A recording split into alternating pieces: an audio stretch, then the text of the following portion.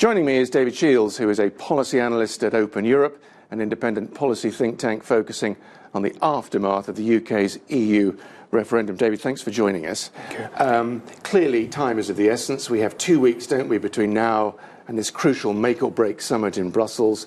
What are the sticking points that have to be resolved between now and then? Well, the key sticking point is the question of the Irish backstop. What happens to Northern Ireland if and when the UK leaves the European Union?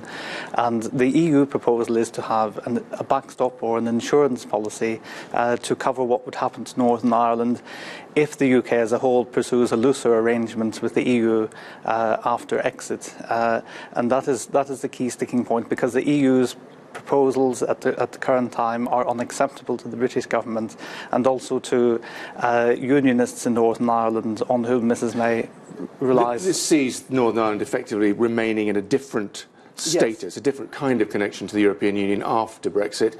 And what is it that the British government finds so objectionable about that?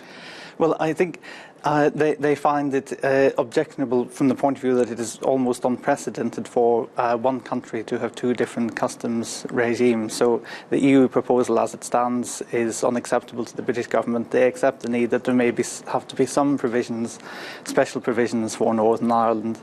But the problem is the idea of Northern Ireland staying in a different customs regime. And that is problematic both from a UK constitutional perspective, but also from the point of view of unionists in Northern Ireland, and that creates a political problem for the government. Very briefly, we understand that new ideas are being drawn up by the British government and sent to Brussels probably in the next day or so. What kind of arrangement might satisfy all the parties over this issue?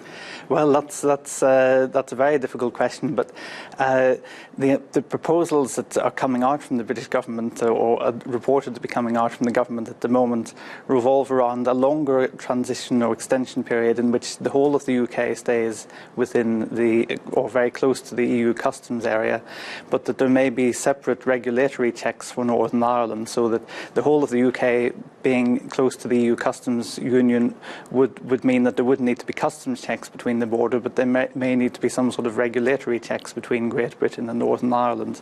And that is something that is also problematic from the Northern Ireland perspective. Okay, David Shiels, thank you very much. That is very complicated, and of course so highly charged given the difficult history of that part of the world. Thank you for coming in to try and cast some light on these crucial negotiations.